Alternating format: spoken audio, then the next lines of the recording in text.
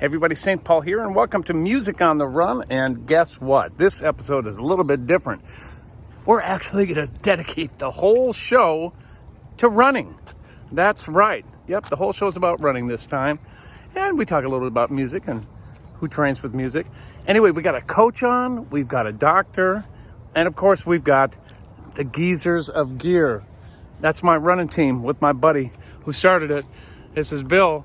He's on the show. Yeah, so tune in. That's next on Music on the Run.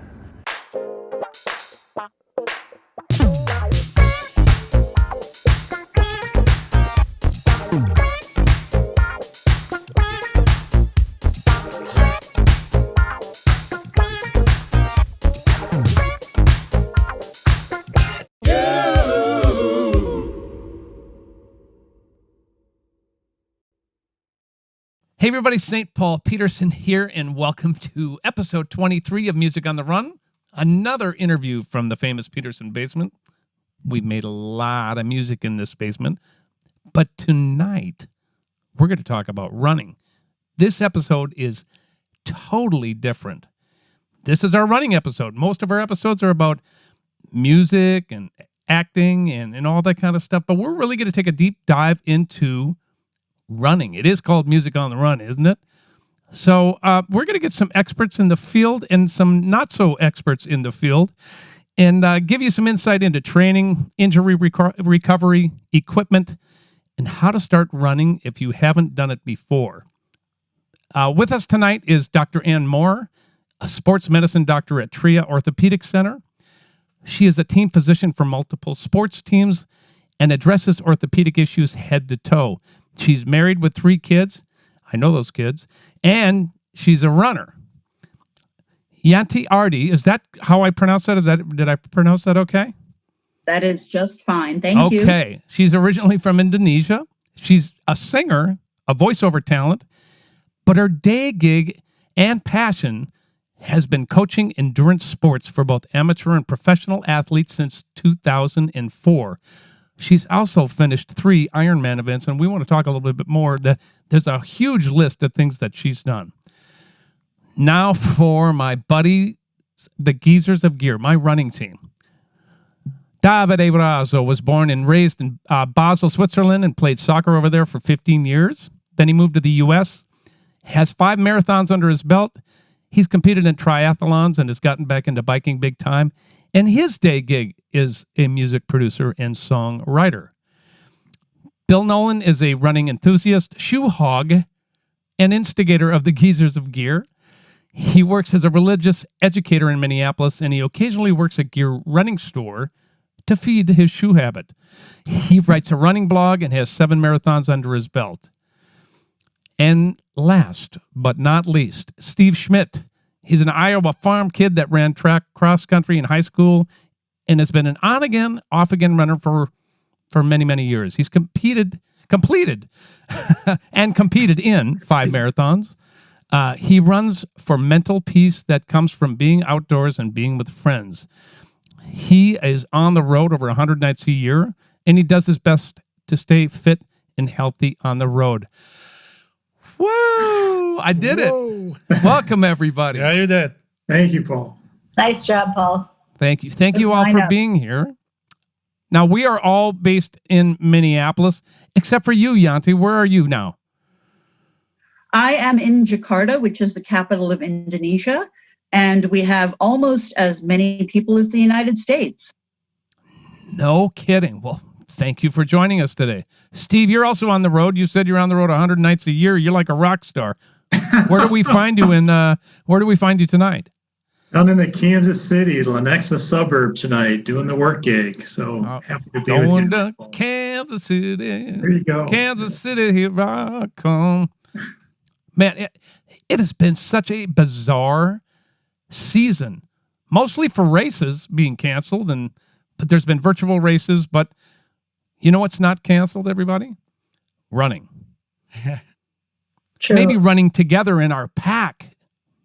That's been a little bit dicey. The Geezers of Gear, that's this club that we belong to. You have 3 of them. There's some charter members of the Geezers of Gear, but we've had a tough time getting together just because of the the COVID thing, but we've run separately, and running is definitely not canceled. And I want to start off with you, Bill. Explain how the Geezers of Gear started, would you? How did it start? Well, it started first with you and I. We reconnected after we knew each other in high school, which was years ago, and then I reconnected on Facebook. I saw some kind of workout stuff you were doing, and I had just started running. I'm kind of late to the running game. I didn't do my first 5K till I was 48. I had always sort of tried running and found it really, really, really boring. And then for a variety of reasons, read a book and had a wife, or at that point, someone I was engaged to, who liked to run, and so I wanted to impress her. So I thought I better give this one more shot. And I started running, kind of just taking it slow and realizing that at that age I was not going to win anything, and fell in love with it. And started working very part-time at Gear Running Store, reconnected with you, was in some races. And then when you and I started running together, then we pulled Davide into the group, and then pulled Steve in. And the four of us just kind of, with our connection to the store, Gear had a running group. They still do. We haven't been able to do it, of course, during COVID, but had a running group every Saturday morning and every Wednesday night. And we'd try and go to as many of those as we could. And we were, probably four of the older members of the crowd. And the name, I honestly don't remember where we got the name, other than I think we were sitting around one Wednesday night, I remember, in the store with all these young kids who were, running their easy 7-minute miles just for fun, and realized that was probably not going to be our group. So we were the old guys, and old guys of gear didn't sound right. So I think somebody just threw out the word geezer, and it stuck. I've been known to call myself a geezer, and you, for that matter, a geezer. Yes. All right. Davide doesn't quite qualify yet because he doesn't turn 50 till the end of October, but so he's sort of a geezer in training. That's right, and we are just the guys. We're just the guys that train him in. We're just the guys that train him in. But then we started running together. We did some races locally together. We did our Chicago Marathon jaunt together a couple of years ago, which was probably maybe one of the funnest disasters we ever had running. It was a great trip and a terrible run, but that's okay. But we had donuts afterward. Yeah. Great donuts. We've been at this now for about 7 years? 6-7 years? That sounds about right. Yes. That's about right. Yeah. So just real quickly. Oh, go ahead. 2013. Yeah. I just thought it would be fun because we're all runners on here. Real briefly, and I'll start with you, Steve. How did you start running, and why do you continue to run to this day? Wow. So you grabbed a little bit of the bio. It just seemed like one sport that I could maybe do in high school days. And I enjoyed it. Was small enough town that I was good enough to letter in it. And so that became a little bit of identity even back in the early days. And then through college and off and on, I just found it a way to, I think the mental health and get away, a little bit of self-confidence to go out and run races and finish. So that's kind of how I got started and into it, and occasionally get hurt and get banged down, but that's what carried me through. Is that the whole question? That was the question, right? That is the question. Yep. Did we lose Ann? Nope. I'm just putting on low power. Getting my cord. Got in the cord. Yep. There you go. Well, how about if I just put you on the spot right away by your flowers and ask you?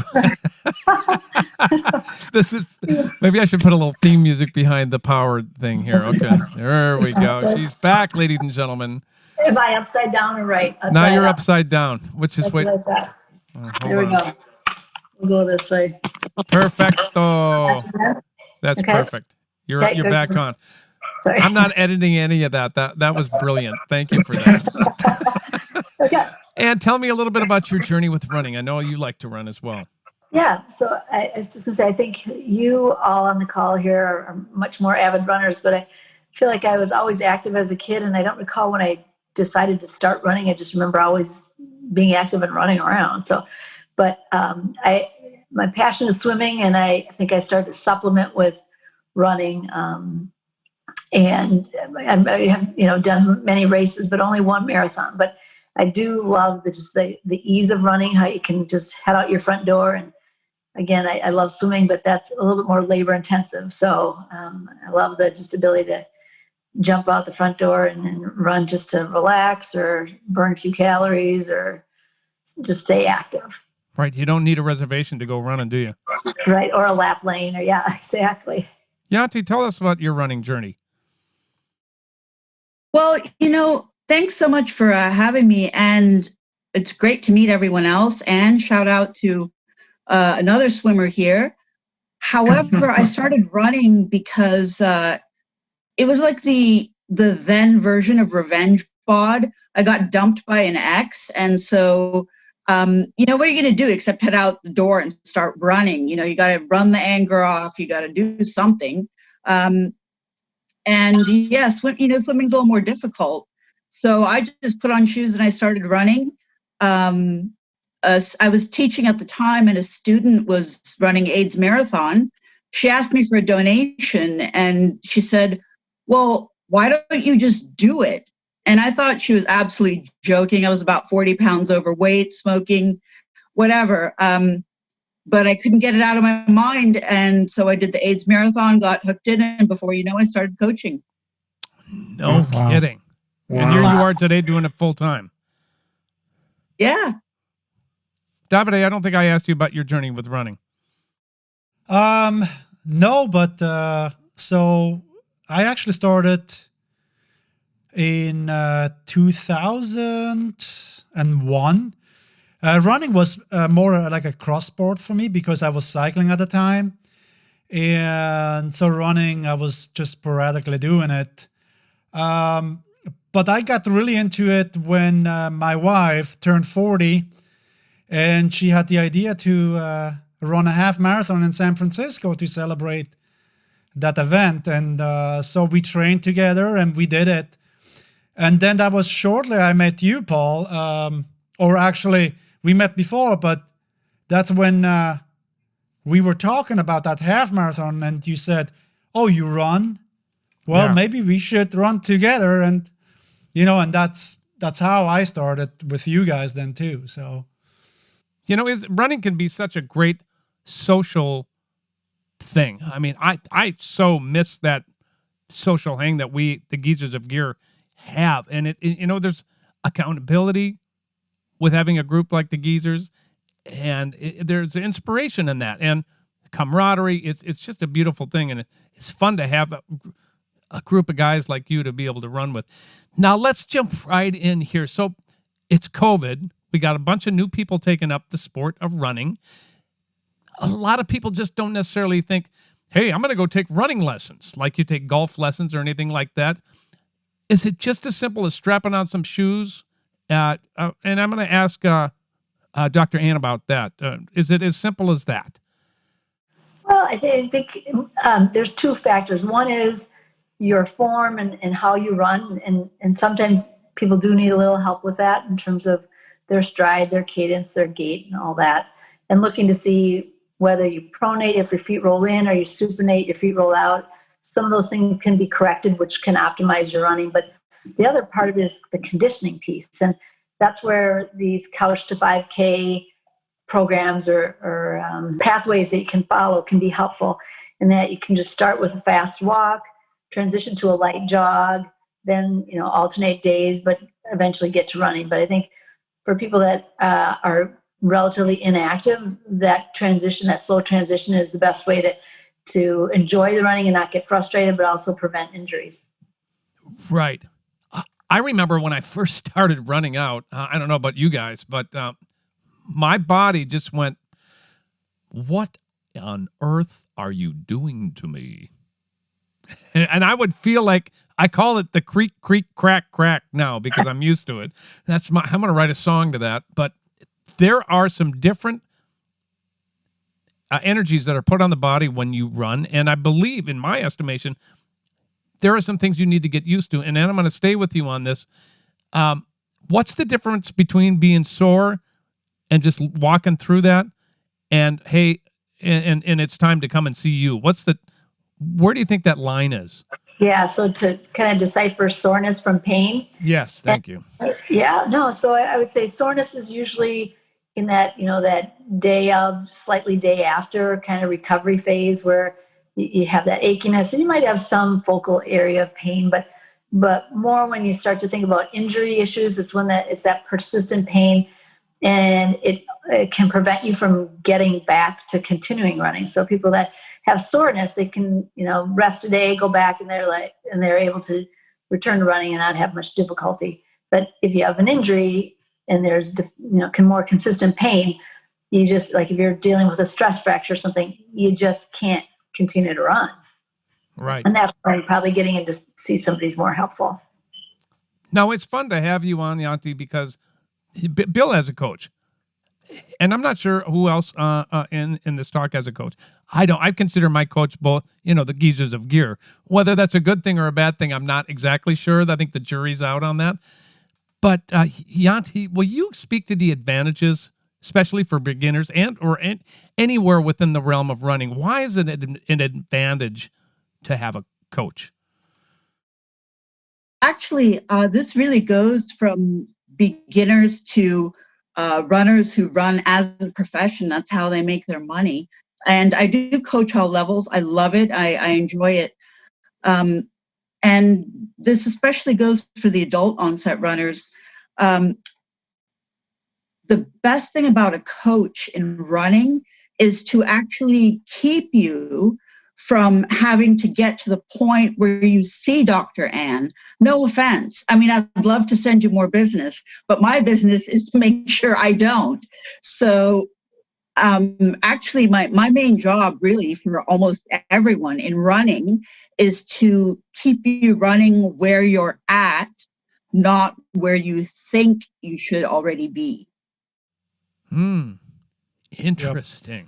I think if I can elaborate on that one. Please.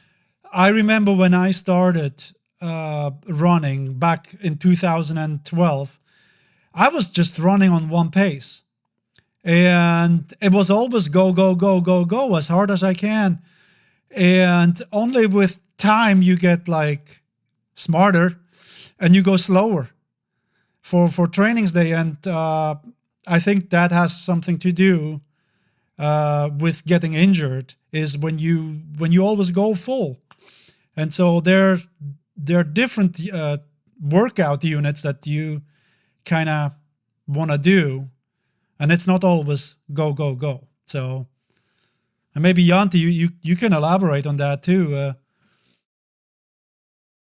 If I might for a second, if you think about track sprinters, the folks that we all know and think about, Carl Lewis, Usain Bolt, you would be shocked at how much slow, easy running they do. And that's in order to hammer out a 100, 200 meter sprint. You take that out to like a half marathon or marathon level, or even, your 5K fun run. And you're thinking about actually doing a lot of really easy, super enjoyable, I call it conversational level running. It actually, in order to perform your best, even at those, like what you would think of shorter endurance distances, 5K. Bill, you've had a Coach Dave for 2 years or 1 year? A little over a year. It was a year in June that I started working with him. So this guy, okay, so first of all, you started off the year with an injury. I did. And we're going to get into injuries in a second, but Since we're on coaches, tell me the effect that Dave has had on your running life. Well, it really, it kind of affirms both with what Davide and Yanti have been saying. The first thing that he did is sort of looked at my history, and saw that, Davide, much like what you were saying, my 5K races and my everyday training runs were the same pace, and neither was fast. They were, but they were both. I had one gear. And it wasn't, for me, it was all out, but it wasn't fast. And I wasn't getting any faster. And I had a couple of nagging injuries.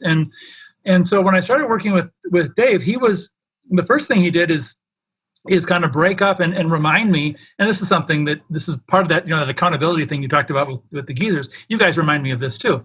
But 80% of my running should be at an easy pace. I have one workout a week. I just finished today about a half hour ago. I had a workout at 10 400s at a pretty fast pace. But everything else this week will be 1.5 to 2 minutes slower than that pace. And that kind of, it's like anything that you do in a way. There are times you go all out, and there are times that you have to go at a different speed, just to give your body a chance to rest, your body a chance to recover. And those were all the things that, when I got into running, I thought the purpose of running was to go as fast as you can from point A to point B. And then I couldn't figure out why I got 2 blocks down the street and was exhausted and tired and coughing up a lung and bored out of my mind. Well, I learned a few things, both running with other people, but also with a coach who's like, yeah, okay, that's not the point of this. The point of this is to figure out, Yanti, you said it too, and so my coach says, his job is to take me where I am now. That's the starting point. It's not to just say, okay, you have to reach this goal. You have to get to this. Where are you now? Let's build from there. If injuries, when I had some problems with my Achilles, the first thing he did was shut me down. And I was like, no, I can run through it. That line that we all hear that, no pain, no gain.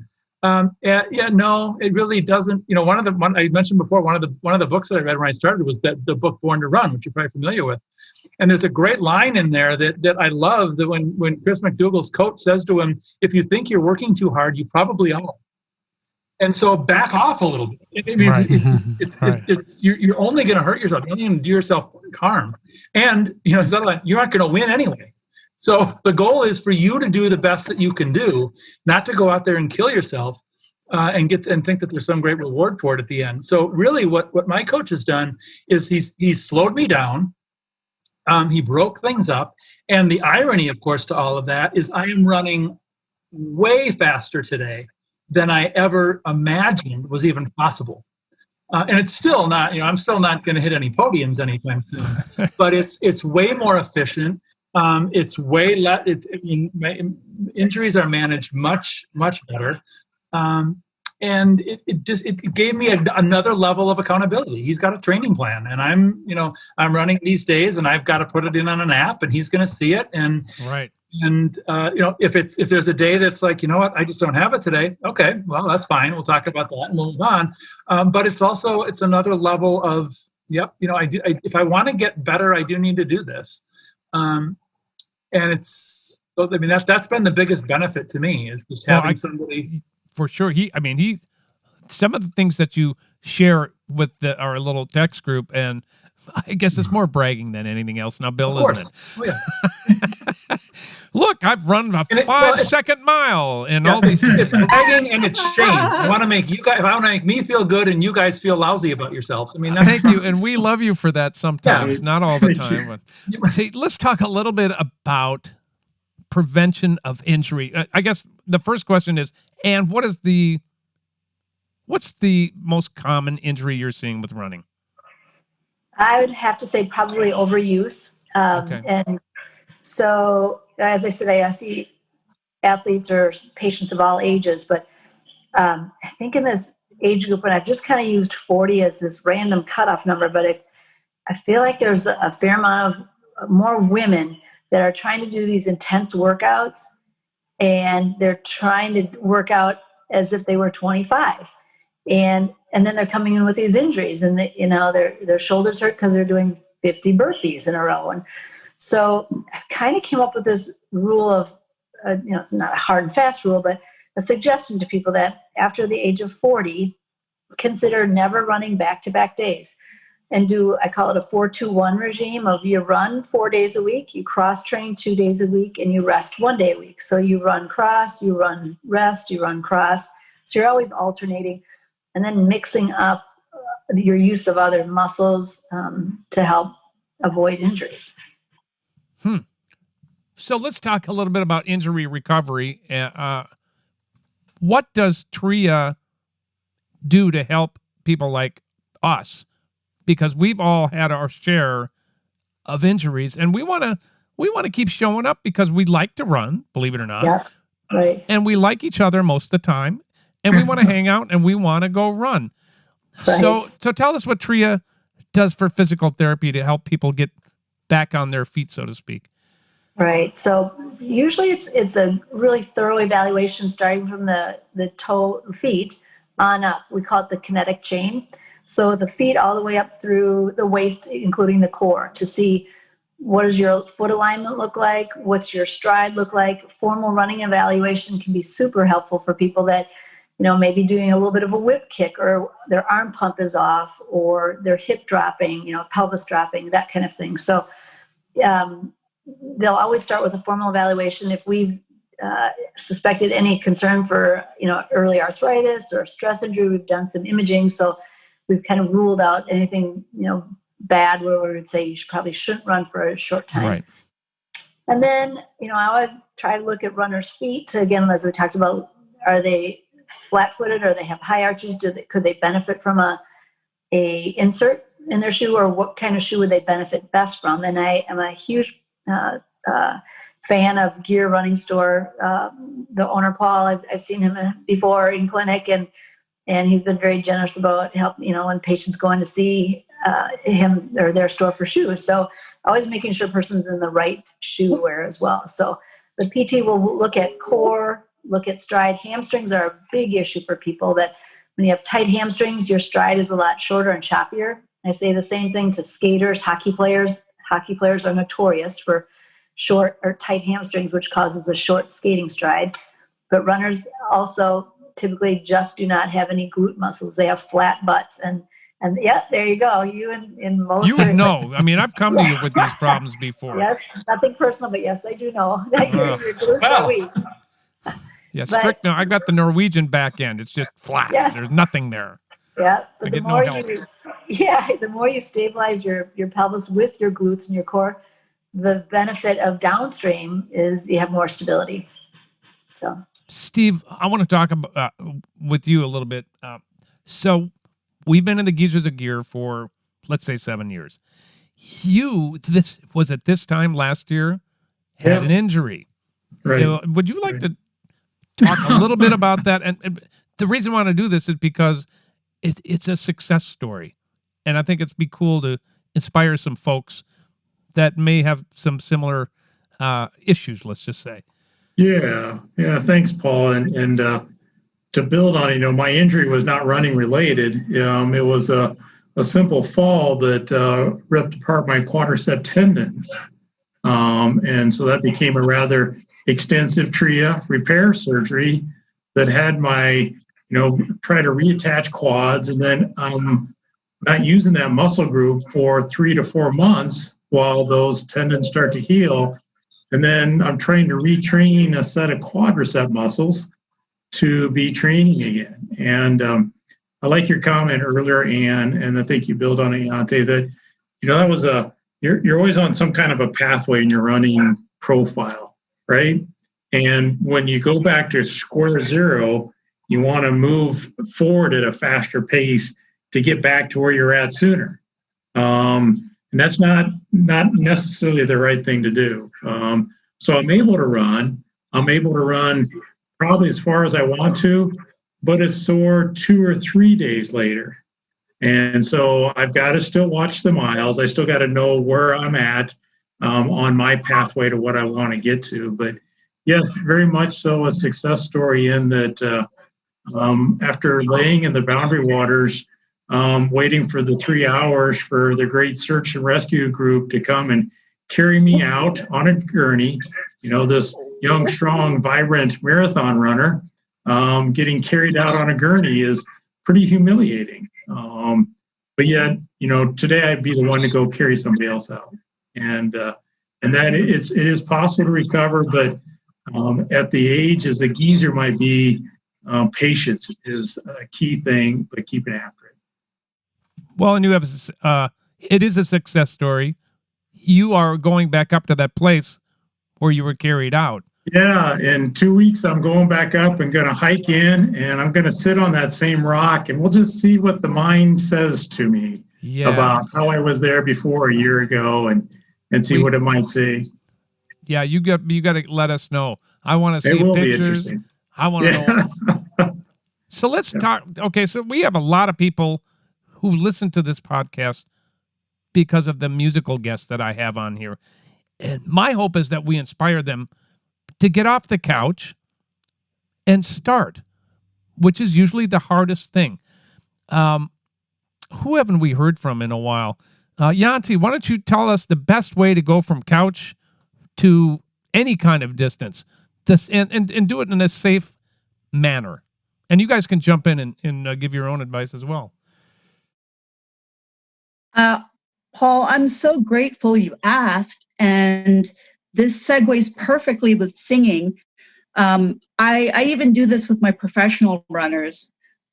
If you're coming right off the couch, or if you're coming back from an injury, and I need you to do a large part of your running very, very slow, I am going to make you sing. I don't care what you sing. You sing me Twinkle, Twinkle, Little Star.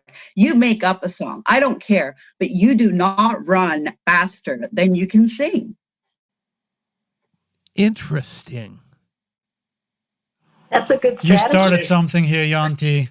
On our next run, Paul will sing his whole catalog. I don't want to. These guys will be asleep on their feet. They'll be like, "No, no more Paul songs. No." Oh, good Lord. Oh my God, that is so funny. So that's taking that conversational running even a step lower, because it does take more breath control to sing, right? That you're saying, Yanti? It does. Okay. It does. And again, and I apologize, but I don't want to see people getting to where you're at. I do also want to emphasize, though, that if you are a new runner or coming back from injury without a good coach,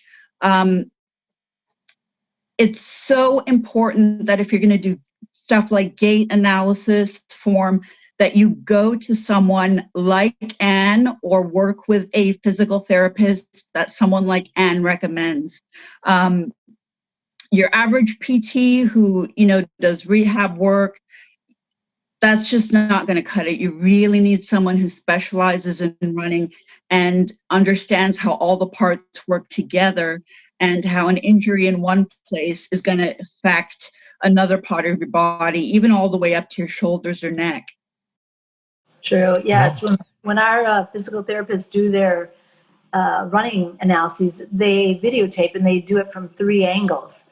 So it's you almost underappreciate how complex running can be when you think all you should be doing is pumping your arms and moving your feet, but it's more intricate than that. So I suppose it's a good idea and safe to say that before you go try to train for your first marathon or half marathon, you might want to have a conversation with your physician. Sure. Right. And that's a good point. It's not just, musculoskeletal injuries, making sure from a, cardiovascular standpoint, you're as healthy. If you have asthma or anything like that, making sure that exercise-induced asthma is well controlled. Yeah, there's other variables other than just, musculoskeletal issues. No dropping dead allowed on music on the run. Rule number 1. Not on your shift. You know why I run? I just remembered that one of my inspirations for running is because I love ice cream. Yes. And so the more I run, the more I can eat ice cream. Although I have to admit, this year's been a little different, and I'm okay, but there needs to be a few more miles going on for me. But that is one little bonus that I give myself if I go out and have a nice run. With the amount of ice cream I like to eat, I need to run about 200 miles a week. And that's, I gotta balance that a little bit more. I'd like to jump in and talk a little bit about gear. We live in Minnesota. It's hot. It's humid. It's freezing. I think I covered all the seasons, didn't I? Sometimes on the same day. Yeah, that's true. Let's talk, first of all, Bill's favorite subject, shoes. Now, Ann, you had brought up the fact that in a good quality shoe store, they're going to look at your gait. And tell me one more time what they're looking for. And then, Bill, maybe you can speak to why they're looking for these things and how that perfect shoe comes in. I think probably more than anything, it's foot alignment and foot motion. So when you stand still, you would diagnose somebody with either pes planus, neutral, or pes cavus, how their foot aligns. But when they're in motion, then you talk about whether they're running neutral, pronating, or supinating. So, and then also, if they're a big heel striker, if they're a toe runner, all those things can change what type of running shoe is ideal for them. I just saw a kid today, and the dad asked me why his calves were so big. And I said, are you a toe runner? And he said, yes. And his heel cord, his calf muscles and his Achilles were extremely tight. So all he did was run on his tiptoes. He's got these huge calves. But again, he'd be much better off rolling through his foot strike better. So note to self, bigger calves. Yes. Toe run. Toe runner, big calf. Yeah. Toe shoes or toe run? Oh, wait a minute. I've got them both. That's all. I got it covered. So, Bill, how does that translate into what you do and how you help Paul over at Gear Running Store? And then, guys, I'd love for you to chime in because I am not a gear hound like my friend Bill. So this is educational for me. Well, and I'm nothing compared to, you can get on some of these running blogs, and boy, I mean, they've got entire rooms of their house devoted to running gear. I have one closet that I've taken over, but that's about it. But I also live with my wife and 2 daughters, so closet space is really not something I'm ever going to get enough of. But one of the things that when people will ask sometimes too, what's the best running shoe? And so there is no such thing as the best running shoe. There may, I have favorite running shoes. I have shoes that work for me. I have shoes that I feel good in when I'm running and that don't cause me pain or that just fit right. But everyone's foot is different. Everyone's gait is different. And so that's why when you walk into a running store, when you walk into gear and you see the wall, there's 75 shoes on that wall, something like that. I don't know how many. But for somebody, every one of those shoes is the right shoe. And so, a lot of times you get these shoe reviewers say, well, it's the best shoe of the year. It's only the best shoe of the year if it works for your foot and if it works for your gait and if it works for your body size and everything else. And if There's it looks a couple cool. general rules of thumb, I think that Paul certainly has, and he taught me, and not everyone subscribes to them, but in general, you want to have as little shoe as you can get away with, because big bulky shoes sometimes tend to overcorrect things and can actually cause more injuries than what they prevent. So you want as little correction as you can get away with. Some people still need more, and so there are stability shoes, there are motion control shoes. But the old idea that, well, if you're, I am not, you can only see my head and shoulders here. I do not have a runner's body. But the old school of thought would be, well, I must need some sort of big running shoe to handle my body size. And that isn't necessarily the case. In fact, some of my favorite running shoes are super light. But I've learned how to, I've learned how to run in them. So people come into the store and they say, well, what's a good running shoe for somebody? I need something that's got a lot of comfort. Okay, well, again, everything's got comfort. It depends on whether or not it's comfort for your foot or not. All three of you run in different shoes. It's true. And different shoes work differently for you. The thing is, I think, to try on a bunch of different things, and I will, here's a plug for gear itself, is the big box stores that sell running shoes. You may go in and talk to somebody in their running shoe department who the day before was selling water skis. So I suggest to people, go to an actual running shoe store. Right. Go talk to people who know runners who know runners' bodies, who can look at your gait, who can spot some things, who can have you do a couple squats in the store and see if you pronate or if you supinate or if your feet are flat, where you can try on 5 or 6 different pairs of shoes. I would say if somebody comes into gear and they say, unless they come in and say, I've run in this shoe all the time, I just need a new one, I need the next model up, they're in and out in 5 minutes. But otherwise, we probably spend a half hour to 45 minutes with each customer just getting a sense of trying on some different things, see what works for you, go outside, run around the block. That's not itself, that's not even enough of a test, but it gives them some idea of whether the shoe is going to work for them or not. Right, right. And so, it's all good. It's just whether or not it's good for you. Well, I remember when I first started running, again, my body was going, what are you doing to me? But I think I had the wrong size shoe to begin with. This had nothing to do with the bill, and my toenails started to go bye, bye, and it's lovely. My toes are beautiful to begin with. Not ask my wife. She's like, yeah, get those things away from me. Anyway, TMI, right? But you can hurt yourself in the wrong gear. Would you say that? Yeah. And again, running shoes fit you differently than your everyday shoes. Yes. To say, well, my work shoes are a size 9, so I need a size 9 running shoe. No, you don't. And across brands, sizing.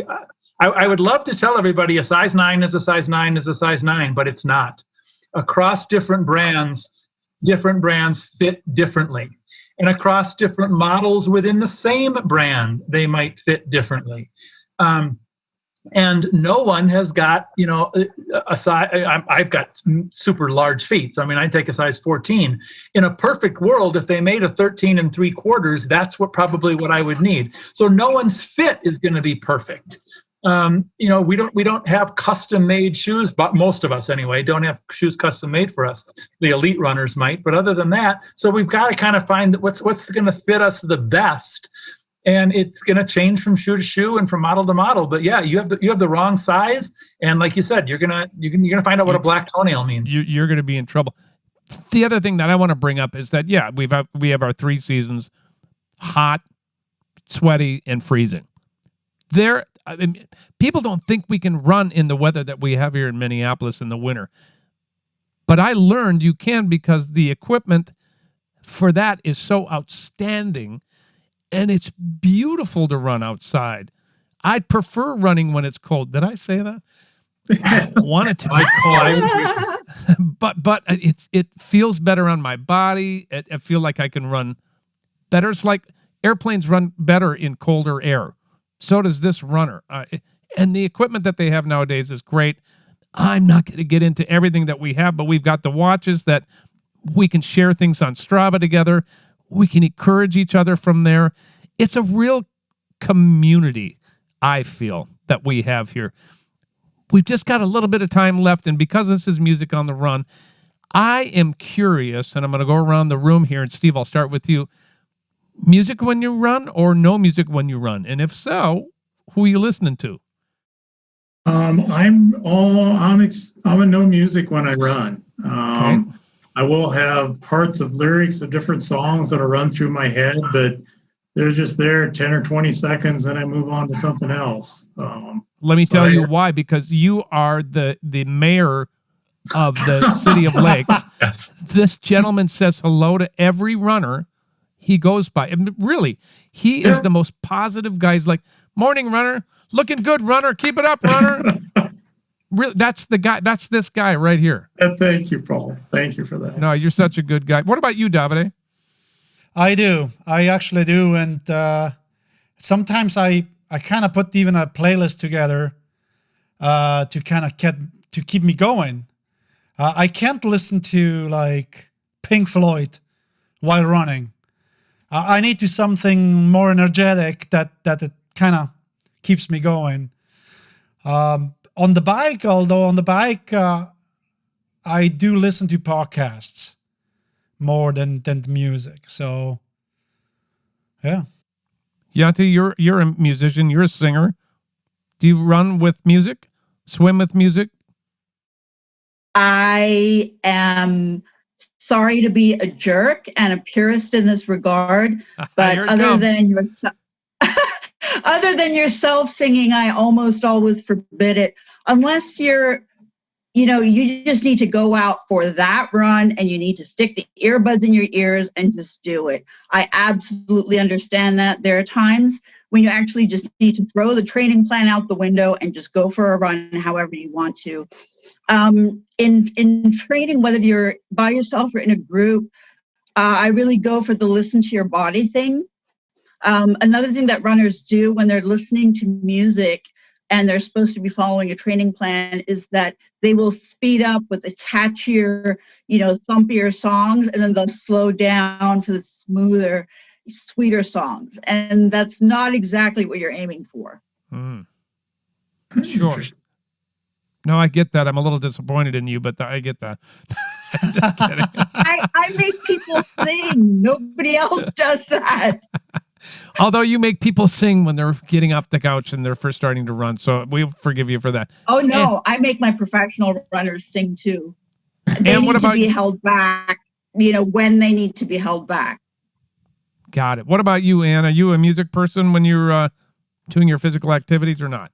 More recently now, since I can put my iPods in, I'm listening to music. And I never used to, but I can run further and not be paying attention to the little aches and twinges at all. I'm more listening to the music, and I have several, as most people do, several different playlists. So I'm usually listening to my country pumped up or my old rock.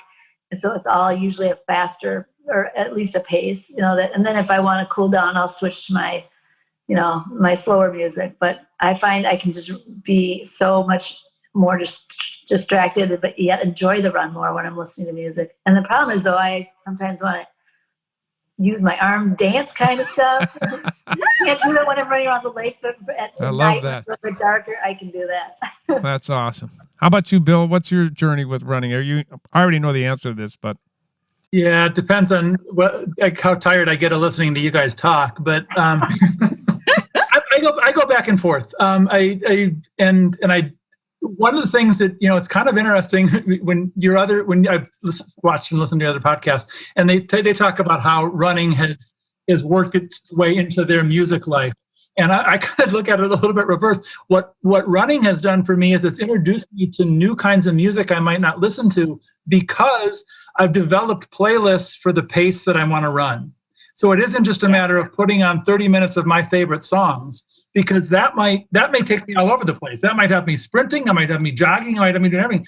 So there's actually a kind of a work to do to put together a playlist of a pace of music that is going to have me running the cadence I want to run. And I will say, if I'm not listening to you talk, half the time I'm listening to you sing, because a lot of your stuff actually is perfect for the kinds of paces I want to run. So the address for the check, Paul, is 41. Yeah, there we go. Thank you. I say that seriously, because it's kind of perfect pacing for certain tempo runs. And so I've got my Paul Peterson playlist. I've got my family playlist. I got my Prince stuff. I've got other things though that are mixes that have me running from a slow start to a pickup pace at the end, so that I'm not focused on, especially if I'm running alone, I'm not focused on, oh God, there's the band shell at the end of the lake, and I have to get to the band shell, and I got to get to the end of the lake, and I want what's the next song? It's got me thinking about the music. And so, right. Well, I think.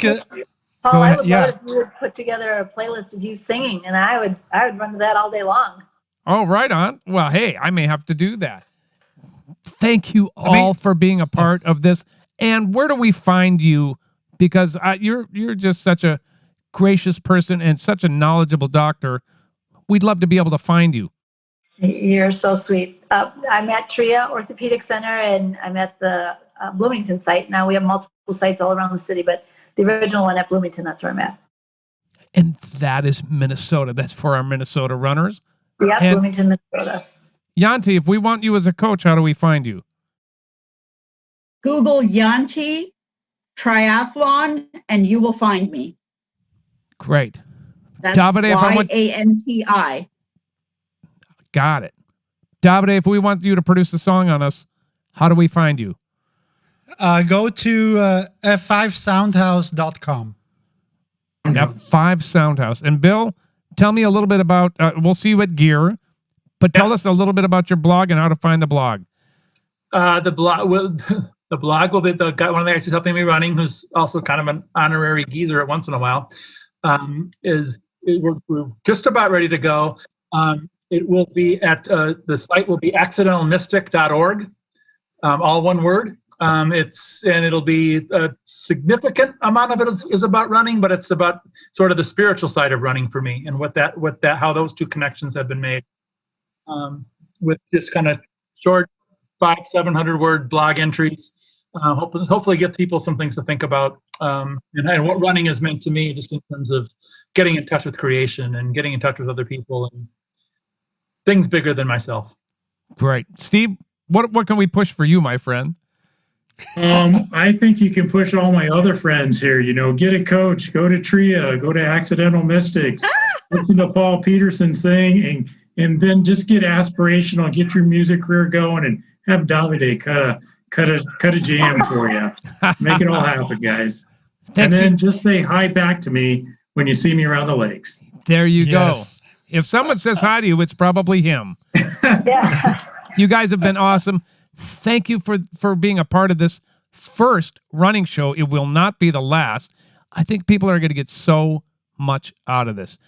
That's it for us here at Music on the Run, our first running show. We will see you in a couple of weeks. We're out. Music on the Run was hosted by yours truly, St. Paul Peterson.